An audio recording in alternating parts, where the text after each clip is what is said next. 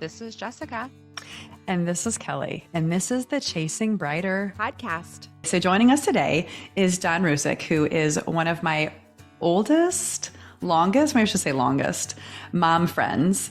And our kids have been going to school together since they were 3.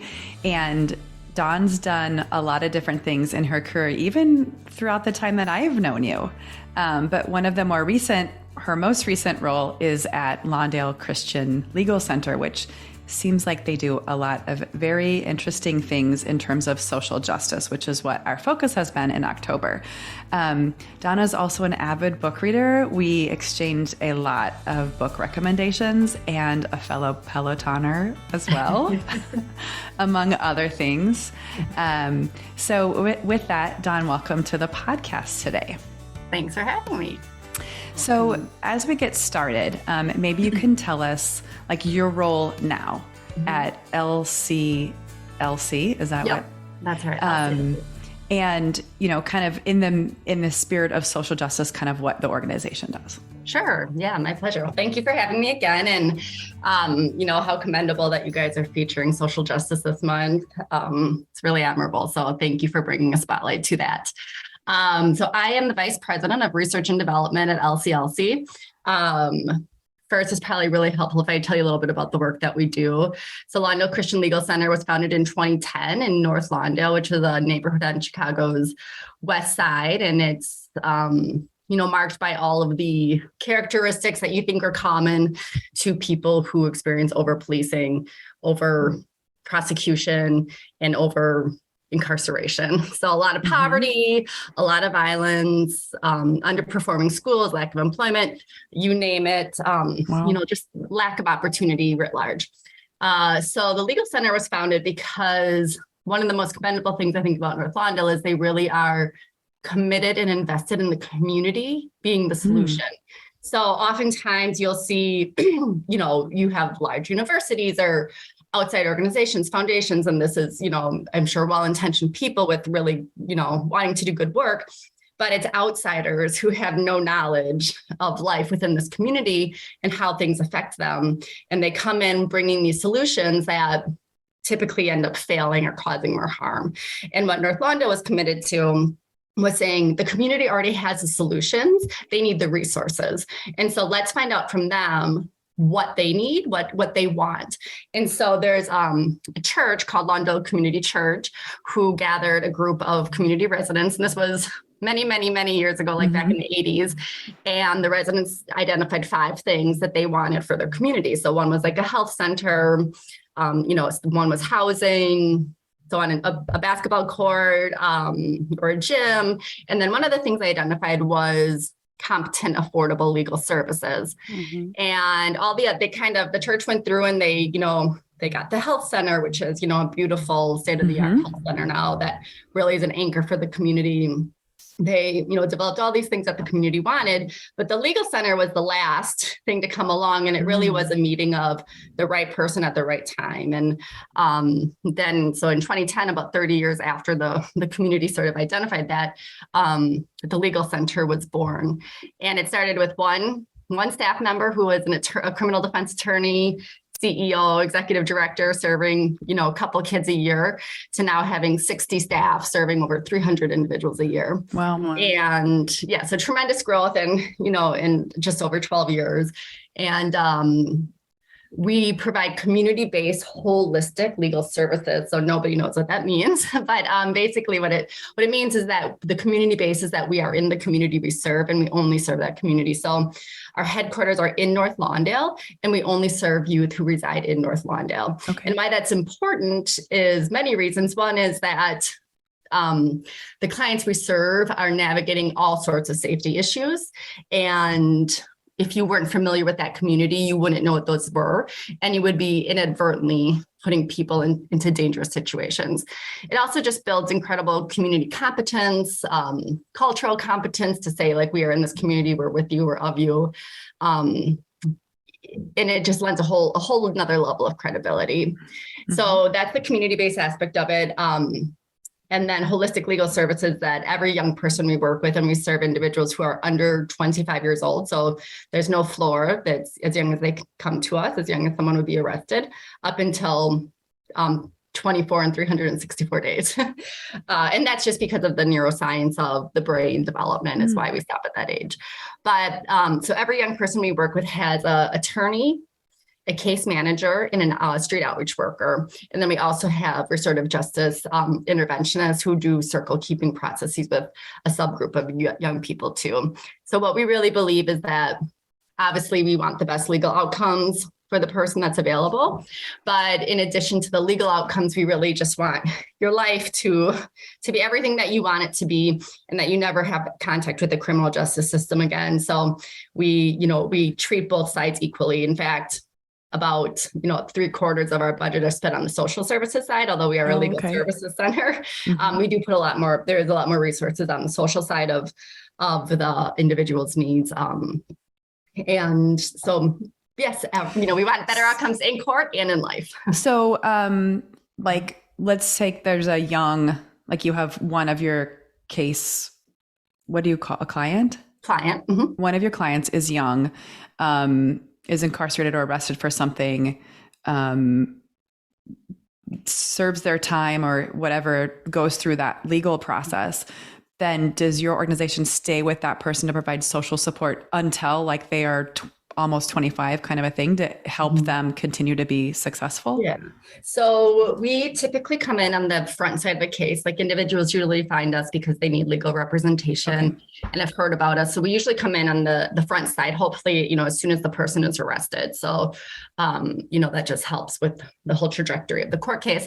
But we do stay and continue working with the person through any sentencing period. So if the person was sentenced to incarceration, in whether it's DOC or IDJJ, we would work with them, be a part of their life throughout that time, whether it's letter writing or visiting or whatever the case is, until the person was released. And then, we would base that interaction that kept going forward based off what they needed. So what kind of supports do they need? There's a lot, it's all individualized. And so it is taken into account what the person wants, but certainly we stay with them through the end of any sentencing period. And there have been, since I've been there, cases when somebody's come home on parole and something has happened and we're still working with them. And then if they, say they're found not guilty or plea out or are on probation, we do stay with them until they feel like they don't need our services anymore. So once their plans are accomplished, then we start to, make our way out of their lives, but they can come back to us at any point in time. So once they're in, and we have really long-term, very strong relationships with the clients. And I think that's one thing about being in the community is you really see them sort of as you're going about your daily life to, there's just a really strong bond. Yeah. Yeah. It sounds like you guys are trying to really reduce the rate of recidivism, right? So do you have numbers that reflect that? I mean, do you feel like you guys are really making an impact and reducing the numbers of incarceration? Yeah, absolutely. So obviously that's one of the biggest metrics people always want to know about. And we do track that, but I will say before I tell you what it is, there's two little caveats. One is recidivism is usually measured by the rate of rearrest over a 3-year period. Now we are in a very over-policed community. Arrest is not uncommon. Arrest does not mean you did anything wrong. Arrest could be I was doing nothing and I was arrested. Yeah. And that is very common. And so I think it is misleading to make assumptions based off that. Yeah. It would be more helpful to look at a conviction. So but so as not to confuse the term, because it typically is measured as a rearrest. So just pointing that out. And then the other issue that we have is that, once a person is free of the justice system, we don't track them, right? So once we're not working with them anymore, it's not like we're tracking them to see where you were arrested, So what we're able to do is say, while the person is working with us, have they been rearrested? And I can say that figure, it's about 10% of clients that we're actively working with are rearrested, which is phenomenal. And amazing. But there isn't a great comparison because usually it is looked at as like this 3-year retrospective. But we are currently participating in a randomized control trial with the University of Chicago Inclusive Economy Lab. And what the RCT is looking at is LCLC's model of service versus the status quo. So our kind of hyper local wraparound services for very long time versus what someone would receive if they were working with the public defender or a private attorney. And so we're about halfway through the recruitment phase of the study. So stay tuned because that will be like a very robust, decisive study that will be able to look at that factor and that outcome. And that study, is that sort of kind of going down the road of like what your role is at LCLC? Like, is that some of the stuff that you're getting involved in? You are VP of Research and Development? Yeah, that's right. So I have a dual role in that I'm over the data, and I have 2 people on our data team, and I oversee that. And then I'm also over all of like the grant writing. Oh, okay. And I would say the grant writing side of thing probably takes up a significant more amount of time because also I'm a team of 1 on that side versus I do have some members on the data team so that, there's more help over there. But, those 2 things might seem disparate, but they really feed into each other. And you can't have good grants. You can't get resources without having, a proven model, without having good outcomes, without showing what you're doing and showing that it's working. So, I've been able to kind of meld these 2 things together. But certainly, yes, the RCT is definitely a piece of what I do with the lab and obviously with the team. So taking a couple of steps back in terms of your own career. So what is your degree in? So I have an undergraduate degree in political science and Spanish. And then my master's degree is in public policy. Oh, okay. So is this along the lines of what you kind of want to do in some way, or like what made you choose this particular line of work now? Yeah. I don't know why I was so drawn. I've always worked sort of in the criminal justice field. Okay. And it's hard for me to exactly put my finger on what drew me into it, because usually people who are in it long-term had direct experience or, in some way were affected by it. And that's not my case. But when I really have like sat and thought about it, I think it comes from a sense of outrage, because when I was young and very extremely naive and Pollyannish, I just thought like the justice system is this thing that's like infallible. It never makes a mistake.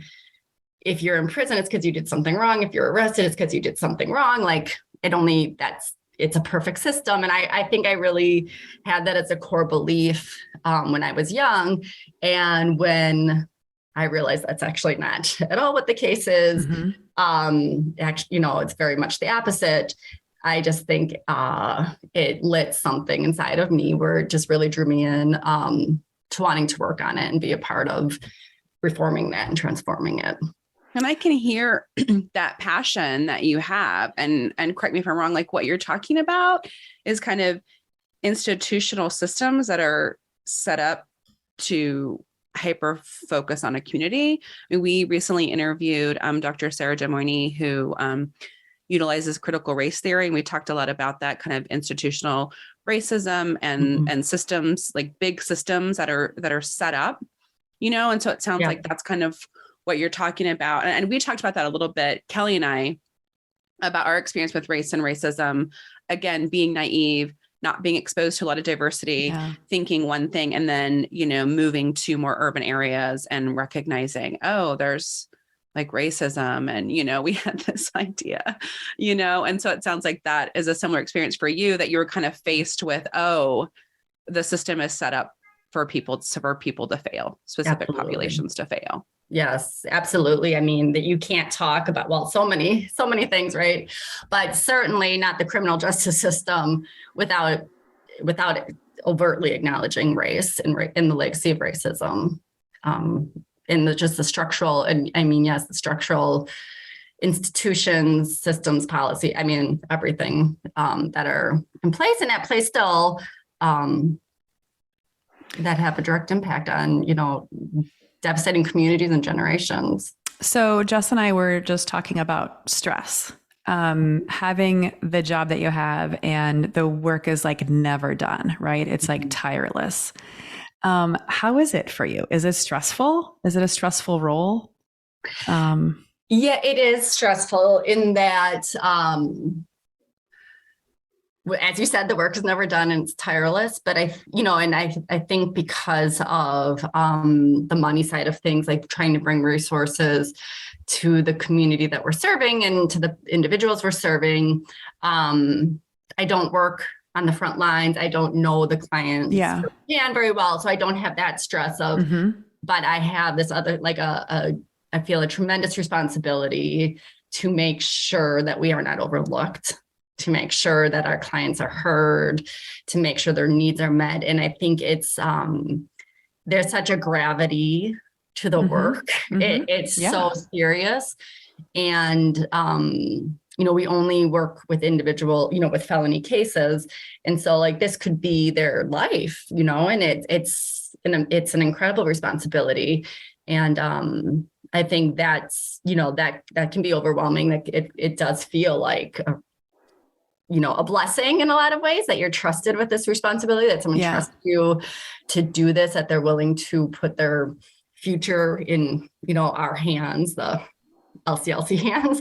But, certainly I feel an obligation to make sure that we can provide the best and, the best resources, the best lawyers, the best social service providers, everything that they need, that they get.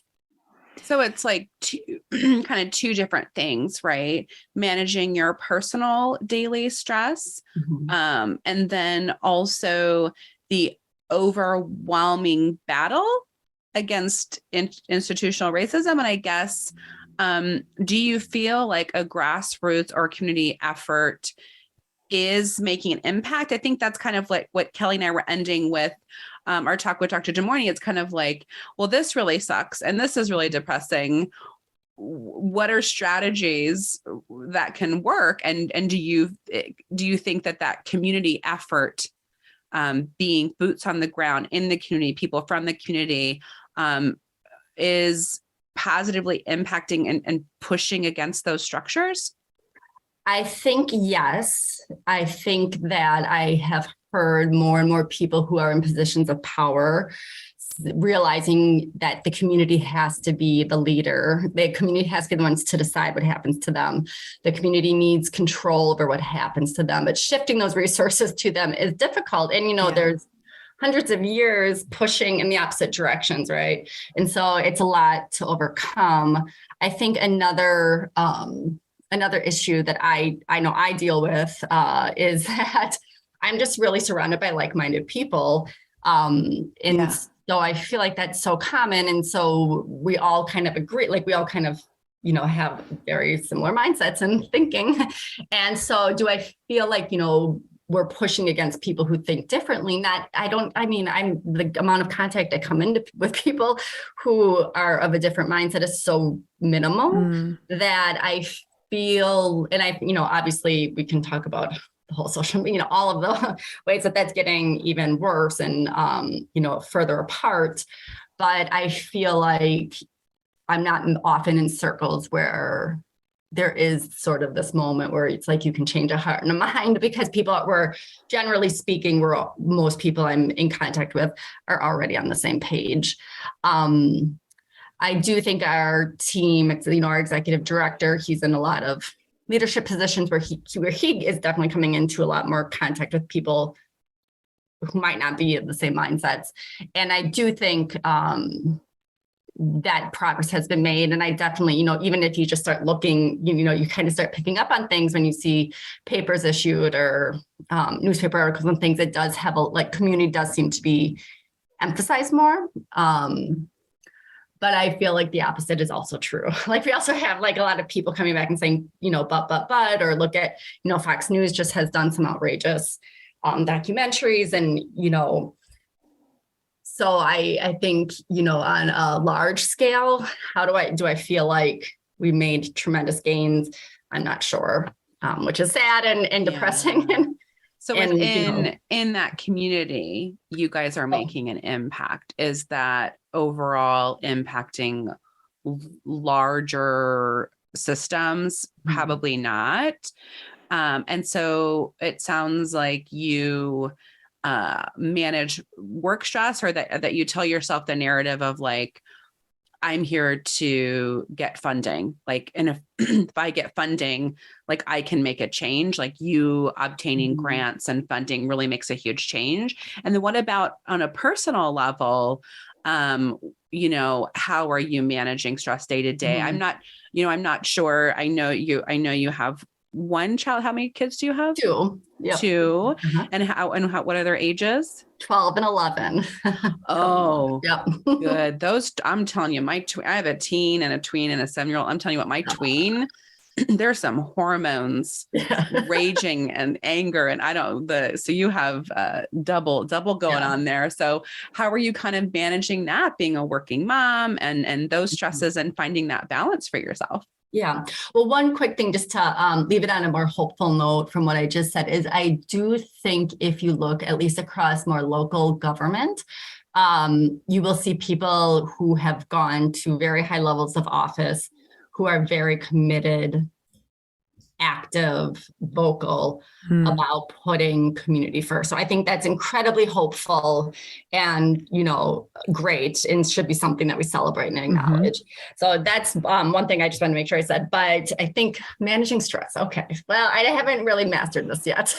None of us have. Right. There's no silver bullet. I think what I have noticed is that I feel like I manage myself, my stress, my emotions, myself better when I try to carve out just even a little bit of time for myself. And, it's easy to let that go and be like, I can't do it. I have to do X, Y, and Z instead. But I really do think when I put it, an hour in the morning to ride the Peloton or go for a walk or 30 minutes at night to read or, whatever the case is, in this, I'm going to steal a Robin Arzón quote from Peloton, where she said, like, self-care is not selfish, and you can, have a career and have a family, and, we can do it all, but it's also about, like enjoying your life and setting the boundaries moments. But it's really hard. It's super hard. And I mean, I think part of it is that we were raised by baby boomers. Jesse and I have talked about this a lot too, which is like, we just feel this like loyalty sometimes to like get the work done, to do what you see needs to get done and just get it done. Versus like, I would say like younger people's mentality, which is a little different. Right. And I realize that some things I overthink and I panic about really aren't that big of deals and really can wait till tomorrow. But there's this like pressure that I feel I put on myself. Right. Yes. To do those Absolutely. things. I'm the same. And it's, I do also feel like I get a lot of satisfaction out of, getting something done and doing something well. And like I love a to-do list and crossing it off and, and there's validation in like getting some, doing well at work and good at something. And so I think, I agree, like it is a struggle for those reasons. And I'm very goal oriented. And Kelly was like, make a goal for yourself to like, whatever it is, like get a massage. And I'm like, oh, I know it's like easier said than done, right? When it feels uncomfortable. And so that it feels uncomfortable to put ourselves first. But I think for sure, we always think about, right, like on a plane, like you have to put your oxygen mask on before you put on your children. And that's so true, right? Like we, if we do everything for everyone, we end up being nothing to no one. Right. Yeah. Yeah. And I think that hits on another common feeling is guilt. Yeah. It's like you feel guilty all the time, guilty that you're doing this, guilty that you're doing that, guilty for taking massage or for sure table or not working at the, so it's, that sense of responsibility, that sense of guilt to, how, and it's misplaced, it's completely misplaced, but it still exists. And, those are certainly things I'm still working through. Yeah, the mom guilt. And I think too, so much is relying on you, right? Like, I think depending on the nature of our work, Kelly used to always say, it's not like we're saving babies, right? Remember, we would say, like, people would be super stressed in Kelly's work. And she was like, really, guys, like, it's not like we're saving babies or whatever. But it's like, I think it just seems like you're so passionate about your work and recognize the importance of what you need to do. And you're seeing an impact all the time. Like, if you get this grant, that's going to immediately impact people. And so I think that is what kind of makes it difficult when you have that pull, when you're doing work that's incredibly important and critical. Yeah, for sure. I mean, I think, I've only ever worked in nonprofit. So I feel like I don't have another experience to measure it against, but I think certainly that lends itself to feeling, like I have to do this, I have to do this. But at the same time, I do think it helps on the opposite side. Like when I do start getting really overwhelmed but then I stop to think like, I'm really actually so lucky I get to be a part of this, because it really is transformational, groundbreaking work. That's interesting. Like it's very interesting work. And I work with amazing colleagues and people who are doing incredible things and big thinkers, systems thinkers. And so while it's sort of this double-edged sword where it's like, yes, it can be so draining, but then it's also cup filling in that it's like, it really also has that opposite effect of like, oh my gosh, this is amazing that I get to be a part of this. Well, and sometimes I feel like that's part of what, like doing like self-reflection in some way, is that filling your cup doesn't always have to be a manicure, right? You can find rewarding things in what you do. We always talk, Jess, about the person who says, if you do what you love, you never work a day in your life. And it sounds like you love what you do to some extent, that it is not always feeling like work, which is really awesome. Yeah. And not everybody gets a chance to do that. Right. So I'm going to go through some of my other questions that I had, and then Jesse, you can keep your free flow situation as well. But what do you think that your two kiddos, how would they describe what you do? Well, I remember a project that they had to do. I don't know, Kelly, you must would have done it too, but I don't know, maybe in kindergarten or first grade. And like the Mother's Day. Yeah. And they said I got people jobs, which I do not, but that's how they perceived what I did. But I think now they'd probably say I stare at a computer screen and I'm on Zoom a lot. But fundamentally, I think they would, they think that I help people. And I think that would be how they explain it. They know it has something to do with criminal justice, but they don't understand the complexities of all that yet. And is that anything that you share with them, or that you guys have conversations about social justice or racism or civic responsibility or things like that? Like, what types of conversations might you be having? Yeah, definitely. We do. It's very, I'm very vocal about it. Certainly bring it anytime, like something is, we see something on, TV or an article or just in conversation, we definitely have those conversations. I think just with how the world, after George Floyd was murdered, that who really brought those conversations out a lot more. That was obviously, horrific time. And we had lots of conversations. And I think, particularly for my daughter, who was a little bit older, she was able to understand it a little, more. And now it's, it's just part of, I guess. I mean, I don't want to be misled with something but I actively try to have those conversations and talk to them about it. I mean, you can't see us, but we are white. And I want them to know that we walk through the world in a very different way than others. And they need to recognize that and be aware of it. And just certainly it's something that's at the forefront. We were talking a little bit more about this with Sarah when we talked about critical race theory, which is, I guess, at a very micro level, like our kids, the education they're getting in school is bringing a lot of these issues to light. The books that they've had to read in school. I mean, in a Catholic school last year, right, the kids read the Birmingham bombing story, and just being aware of, history in the past. And so when she was reading that book or writing those things, like she already has this foundation that you're teaching her, right? In terms of like her own point of view on what those things are. That's really awesome. Yeah. And, there's, tremendous more to do, obviously always, but I'm always, making sure we're putting those books in front of her, diverse authors,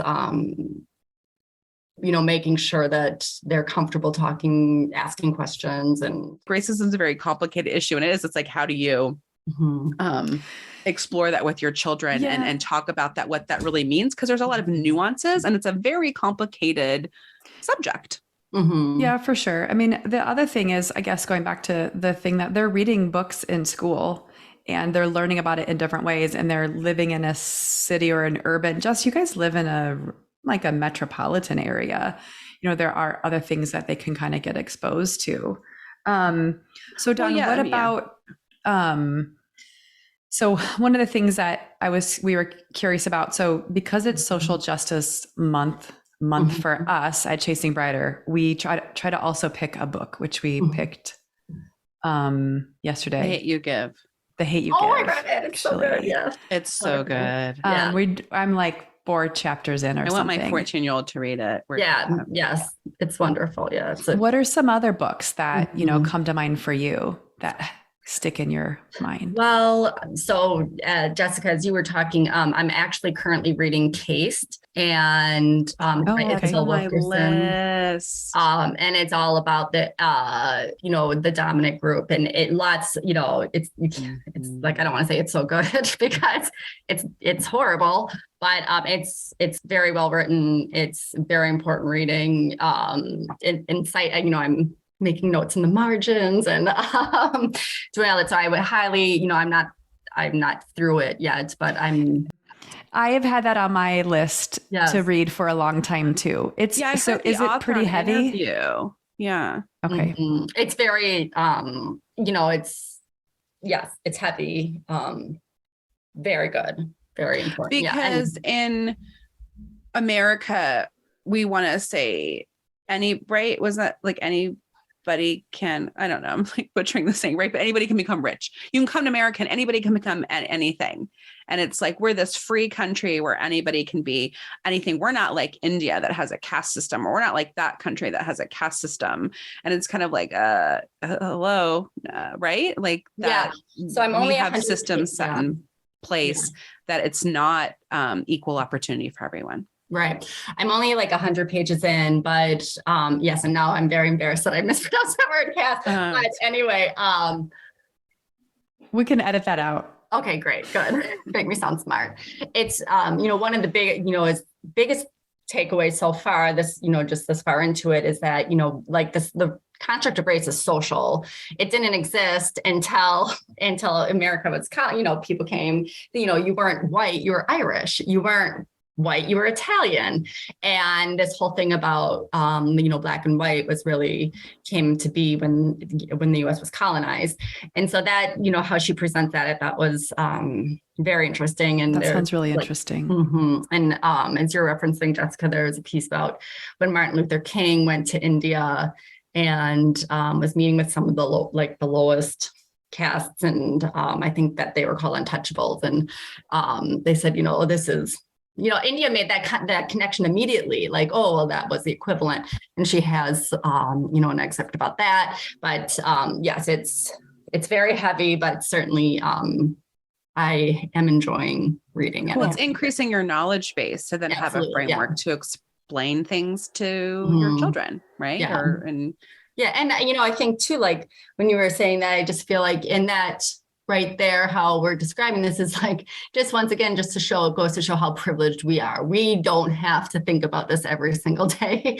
We're trying to teach that. And like, other people are living this every single day and they don't have the opportunity to say like, oh, well, this is something we're going to learn about and touch and deal with. It's like, that's their life experience, and how privileged that we are that it's like, oh, we're going to teach our kids this. And because it's not in their face every day that they have to they're not living in. And it's like, right. we come from a very, just that in and of itself is, it's just telling. But so that The Hate You Give was gorgeous. Just Mercy, another must read. If you've never read Just Mercy, it's you have to read it. And then there's another book, which I think I read in grad school. It was called American Dream. And it's written by a New York Times columnist. And it's sort of looking at welfare reform, but through individuals. So like, you have this macro level policy, but then how does that play out on the local, like on the individual level? And it was just really well written, complex policies, but really broken down into like digestible. This is like the actual impact that has and how people experience it. So that was also something I recall being like very impacted by. Yeah. And I know you are an avid reader like Jess and I. How about right now? Like what are you reading, or what's kind of queued up for you? So I know you're reading Cast, but are you reading other, like, do you read one book at a time, or do you read? I do read one book at a time. It's like how my brain's organized. I can't do more than one. It's like I have to finish and then go to the next. My most favorite book that I have read in the recent past was a book that Isabel read, my daughter, who's 12, and it was The Crossover, it's called. And you've talked about this. Okay. Oh my gosh. Like that was the last book I can remember reading where when I finished it, I clutched it to my chest and just like had to sit with it for a while, just like hugging it. Cause it just like, oh God, it's beautiful. It's so good. It's beautiful. You'll read it in a day. It's written in prose. Just marvelous. And I think like some of my favorite books that I've read of late have been kids' books, like books that are meant for younger. Like I read The One and Only Ivan with the kids, and that too was just such a. I mean, it's a beautiful book. It's such. Have your kids read Out of My Mind? Yeah. Yes, my daughter has, not my son, but my daughter did. She loved it. Loved it. Yes. Oh, you talk about. I think one of the things I love about books, and that's what's clicked with my daughter, is, and that's what. One of the tenets of critical race theory, right, is just reading about the experience of someone other than you, and that you can travel, you can open your mind, you can get, you can get in the mind of someone that's having an experience different than you, right, and that can help create empathy and understanding and open your mind to other experiences. Yeah, I love that. Why I'm teasing you about being tough on yourself. It's like people are always asking me recommendations at work, and someone's like, oh, I've got to read all these kind of like self-help books, and then I'm reading other books and then my brain hurts, and so I go back to like there are books like Carolyn Brown basically writes like Hallmark movie books, but it's like I can read them in like 2 days and I call them like brain candy, and I'm like, okay, I need to take a break. I need to read this book where everything has a happy, tidy ending and everybody ends up together and it's happy, because my brain hurts from reading all of these depressing books where people die or whatever. It's like we want to feel good about life sometimes. Or Cast, where it's like just our reality, right? Our reality. Sometimes I can be overwhelmed with just reality. So I want to escape to something fun and happy and simple. Right. Yes. There's a lot of darkness and depression, like there's a lot of things to feel sad about. It is definitely good to feel happy about things too. I feel that way too, like John Grisham. Sometimes I just crave like a John Grisham novel, because it's like, it's going to be engaging and intriguing. You'll fall into it and it's going to keep your attention. But it's not that super heavy content. Yeah.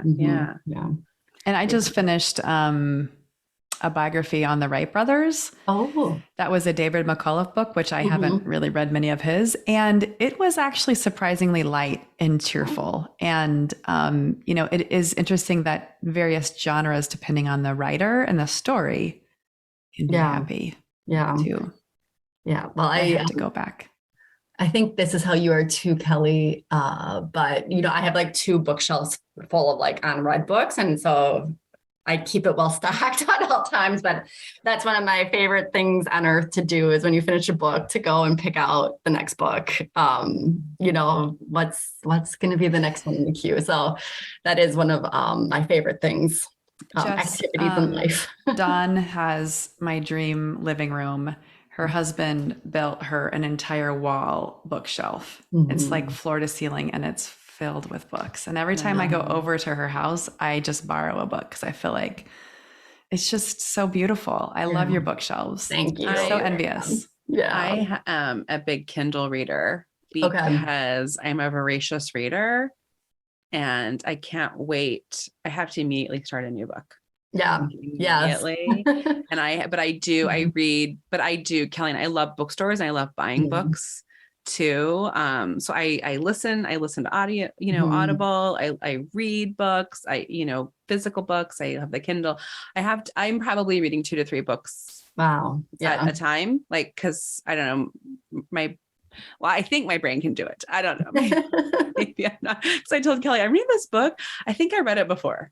I think I read it that's before. so funny. Yeah. I read so much. I don't remember if I read Which it. if you had, you're like, it sounds familiar, I think. So that would be the problem with reading 2 to 3 books at a time. Yeah. Because I don't really remember what I read. But we love reading. I just found out, I was just I don't know what I was doing, but on the Audible app, they have Audible originals. Yeah. And I had this book. It's really good. It's called The Cuckoo's Cry. I really liked it. It's a pretty short. Isn't that Robert Galbraith?